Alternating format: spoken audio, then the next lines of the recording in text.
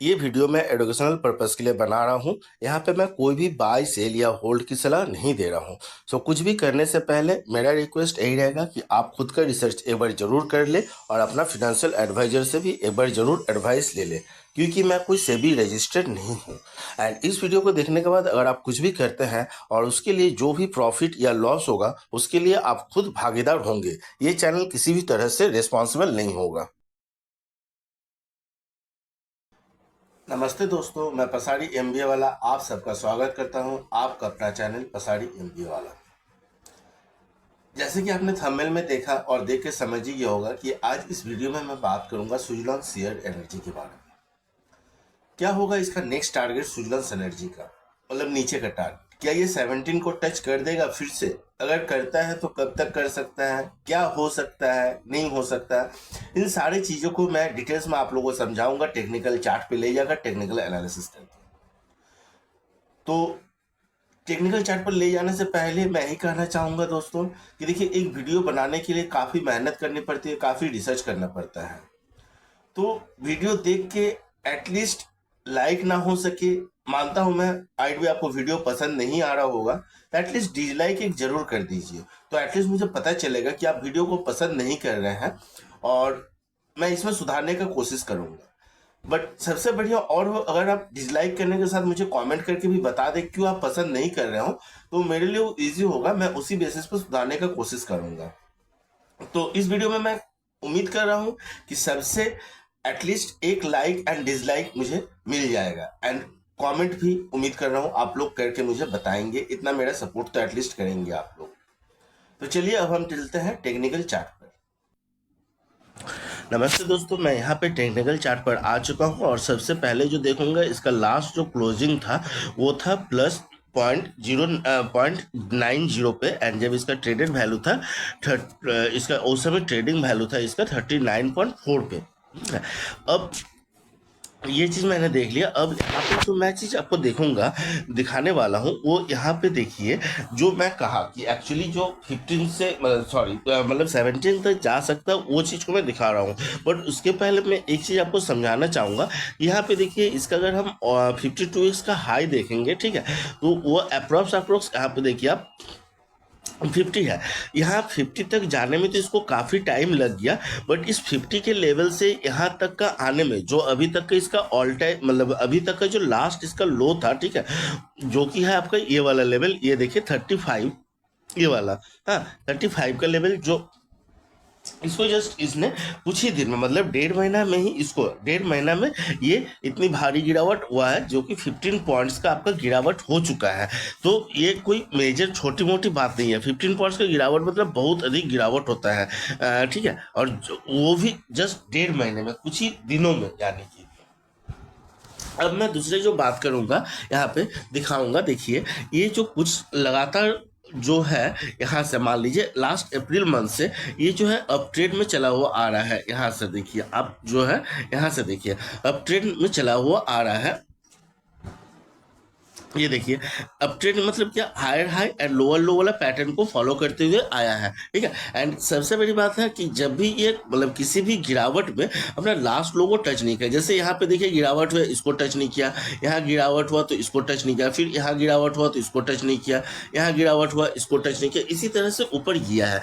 In the same way अब यहाँ पे अगर हम देखते हैं, ठीक है, यहाँ पे देखिए अगर हम देखते हैं तो यहाँ पर क्या हुआ है, पहले मैं आपको दिखा रहा हूँ कि इसका सपोर्ट क्या था। इसका जो मेजर एक स्ट्रॉन्ग सपोर्ट था, ये वाला था, जो कि आपका है 40 का लेवल मान के चलिए। हाँ, अब 40 का लेवल इसलिए मैंने इसको मेजर स्ट्रांग बोला, क्योंकि एक तो देखिए लाइन के हिसाब से वो स्ट्रांग सपोर्ट दे ही रहा है, क्योंकि जब मतलब यहाँ पर एक बार ब्रेकआउट हुआ रेजिस्टेंस में, अब रेजिस्टेंस पे ब्रेक करके ऊपर की ओर गया, उसके बाद नीचे आया, नीचे इसको तोड़ने का कोशिश किया, तोड़ नहीं पाया, फिर ऊपर गया, फिर से नीचे आकर यहीं पे देखिए बार बार इस लेवल को तोड़ने का कोशिश किया। इसलिए मैं इसको बोल रहा हूँ कि ये एक स्ट्रांग सपोर्ट था, फर्स्ट। एंड सेकेंड, अगर दूसरा चीज से मैं देखूंगा, यहाँ पे देखिए जब हायर हाई पैटर्न को फॉलो कर रहा था, यहाँ से हाई बनाया, फिर यहाँ हाई बनाया। अब पीछे जो था किसी भी लो में, मतलब गिरावट में, उसने लास्ट को टच नहीं किया, लास्ट लो को टच नहीं किया था, बट यहाँ से जो गिरावट हुआ देखिए, लास्ट लो को टच करके नीचे आ गया। हालांकि लास्ट क्लोजिंग सेशन, लास्ट जो ट्रेडिंग सेशन था,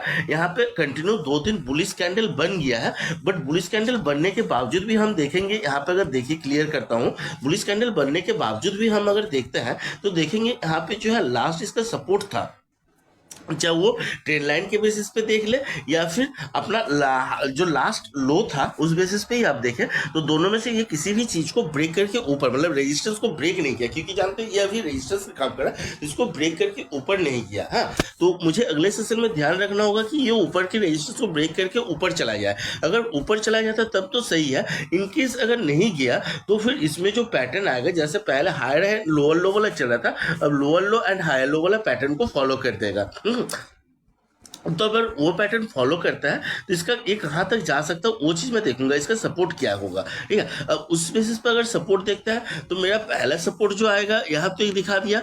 अब इस लेवल पे भी मुझे ध्यान रखना होगा, ये जो आपका 36 सॉरी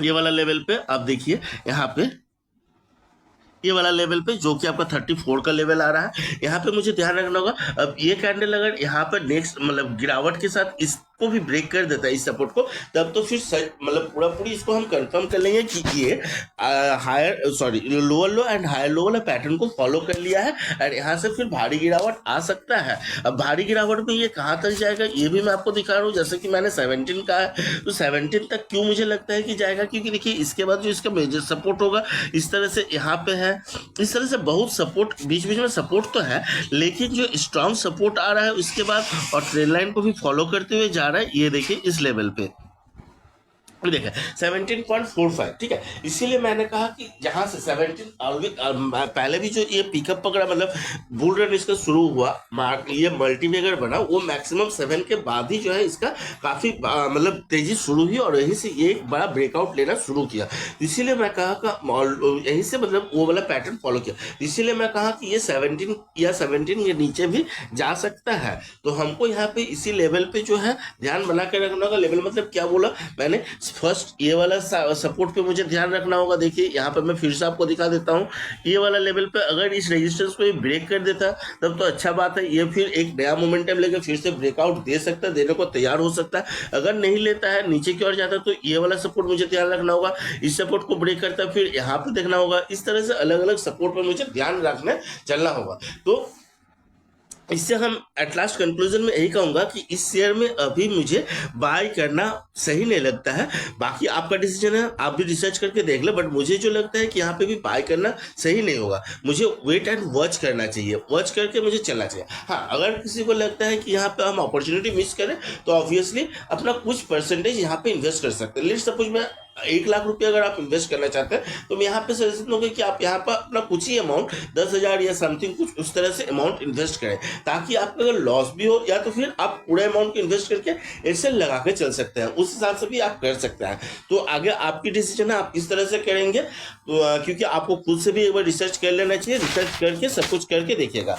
तो ये वीडियो मैं एजुकेशनल पर्पज के लिए बनाया हुआ हूँ, अगर कहीं भी कुछ भी कंफ्यूजन रह जाता तो आप मुझे कॉमेंट करके पूछ के उसको क्लियर कर सकते हैं। तो इसी के साथ मैं वीडियो को समाप्त करता हूँ। Bye bye, thank you and have a nice day.